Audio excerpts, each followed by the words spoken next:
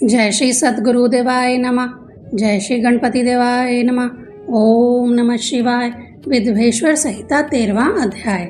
मुनियों ने कहा, प्रभु अब हम आपसे यह सुनना चाहते हैं कि धर्म क्या है और अधर्म क्या है।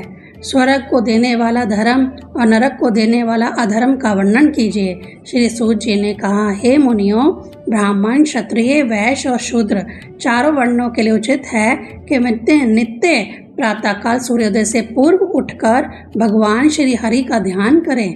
पूर्व दिशा की ओर मुख कर बैठने से उत्तम फल प्राप्त होता है।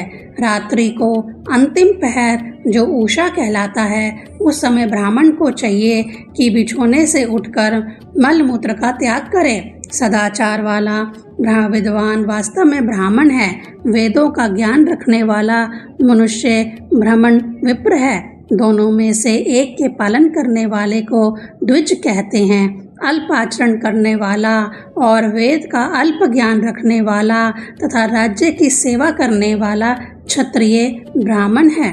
स्व अल्प आचरण करने वाला और खेती व्यापार करने वाला वैश्य ब्राह्मण है। जो स्वयं खेती करता है वह मनुष्य शूद्र ब्राह्मण कहलाता है। दूसरों से शत्रुता एवं ईर्ष्या रखने वाला चंडाल द्विज कहलाता है। भूमि का पालन करने वाला राजा कहलाता है। इससे विभिन्न क्षत्रिय कहलाता है। अन्न आदि धान्य का क्रय विक्रय करने वाला वैश्य कहलाता है। इससे जो भिन्न है वह उसको वाणिक कहते हैं। ब्राह्मण, क्षत्रिय तथा वैश्यों की सेवा करने वाला शूद्र कहलाता है। अन्य दास्यु कहलाते हैं। ब्राह्मण को रात्रि के अंतिम पहर में उठकर घर से दूर बाहर जंगल में जाकर शौच आदि कर्मों से निवृत्त होकर धोतान करना चाहिए। फिर जल के देवताओं को नमस्कार करके स्नान करना चाहिए। कंठ तक या कमर तक जल में खड़े होकर स्नान करना उत्तम है, परंतु ऐसा ना हो सके तो घुटनों तक जल में खड़े होकर स्नान करना चाहिए और उस तीर्थ के देवताओं तथा अपने इष्ट देवताओं को तृप्त करें। फिर धोती पहने और 5 वस्त्र पहने।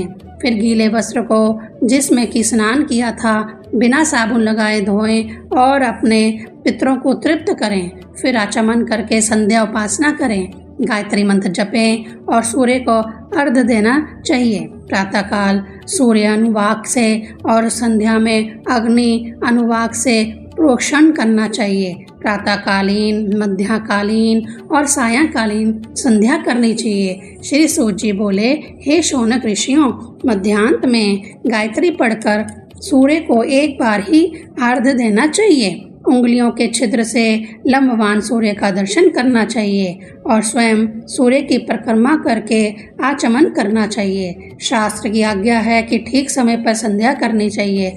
नित्य प्रति जितना जाप करना हो उससे 100 गायत्री अधिक जपना चाहिए। गायत्री के जाप का यह प्रमाण है कि 10 दिन में 1 लाख गायत्री का जाप पूरा करना चाहिए। इस प्रकार देवताओं को तृप्त करने से अर्थ की सिद्धि हो जाती है। ब्राह्मण के लिए उचित है कि वह नित्य 1000 गायत्री का जप करे। उसे सोहम भावना से जाप करते हुए जीव को पर ब्रह्म परमेश्वर से जोड़ना चाहिए। हे ऋषियों, इस प्रकार से किया हुआ 1000 गायत्री का जाप ब्रह्म पद प्रदान करता है और 100 गायत्री जप इंद्र पद प्रदान करता है।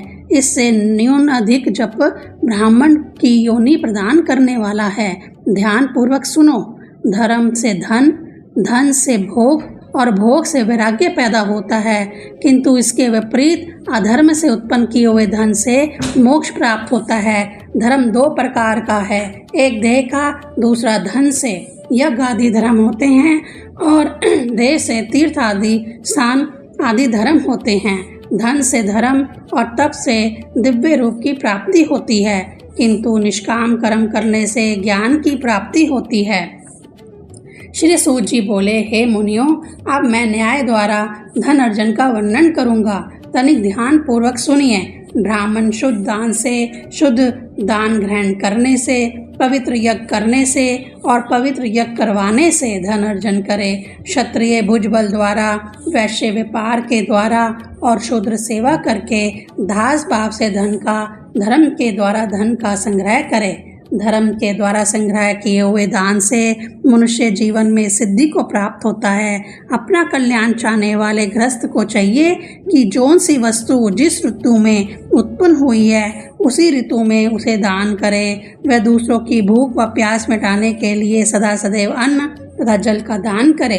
कच्चा अन्न, पका हुआ अन्न, लहे और चौसे, इन 4 प्रकार के अन्नों का दान करे। वस्तु का कुछ अंश प्रतिग्रह का दोष करने के लिए अवश्य देवें, अन्यथा उसे रोरक नरक में जाना होगा।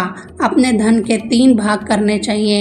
एक भाग तो धर्म के लिए दान कर देवें, दूसरा भाग धन की वृद्धि के लिए लगा देवें और तीसरा भाग अपने घर गृहस्थी चलाने के लिए अपने पास रख लेते हैं।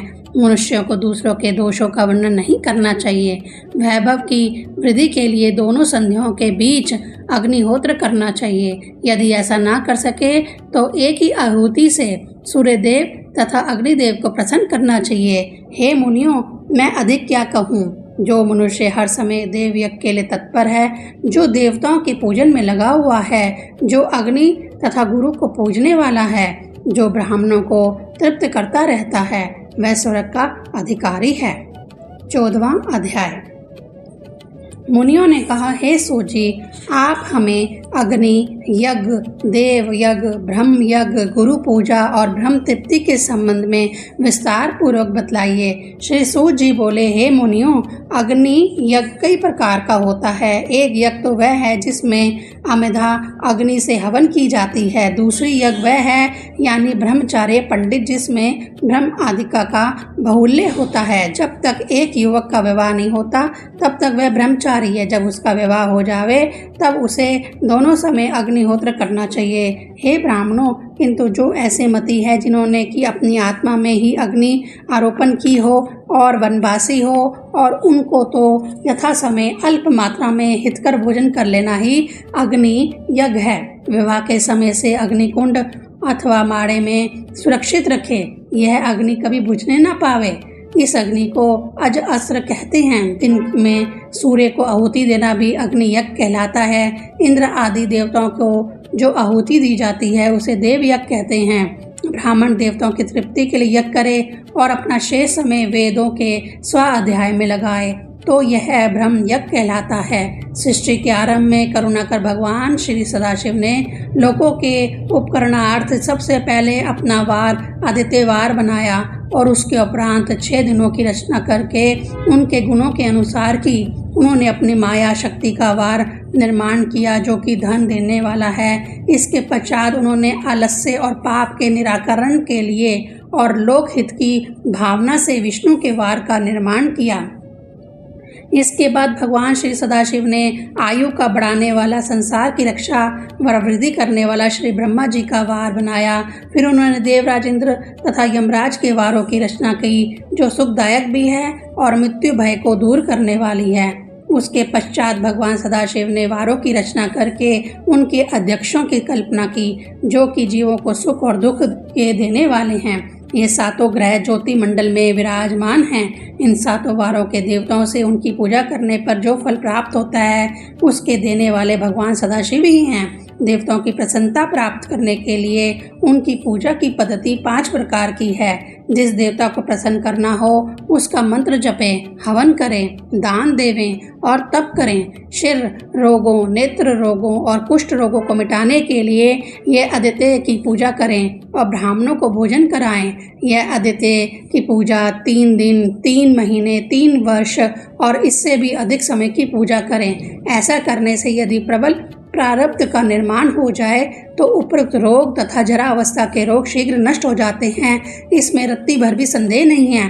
पापों की शांति के लिए रविवार के दिन की पूजा उत्तम की गई है। इस रविवार की पूजा में इष्ट देव को प्रसन्न किया जाता है। सोमवार के दिन लक्ष्मी जी की पूजा करें। रोगों को मिटाने के लिए मंगलवार का दिन उत्तम है।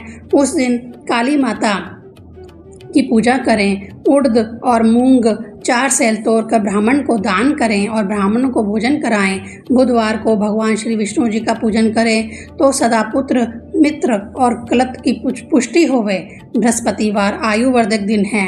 उस दिन ब्राह्मणों को गोदान में देवें। देवताओं को उपवीत वस्त्र चढ़ाकर उनकी खीर, दूध और घी से पूजा करे। जो मनुष्य भोगों की इच्छा रखता हो वह शुक्रवार को जितेंद्रिय होकर षट रस भोजन द्वारा देवताओं तथा ब्राह्मणों का पूजन करे। अल्प मृत्यु को दूर करने के लिए शनिवार को रुद्र आदि देवताओं का पूजन करे और तिल का भोजन करवाए तथा तिल का दान करे और तिलों का ही हवन करे। हे मुनियों, देश काल और पात्र का विचार करके जो मनुष्य इन वारों के संबंध में बतलाए गए उक्त नियमों का पालन करता है उसे देव उपासन द्वारा सब वस्तुओं की प्राप्ति होती है।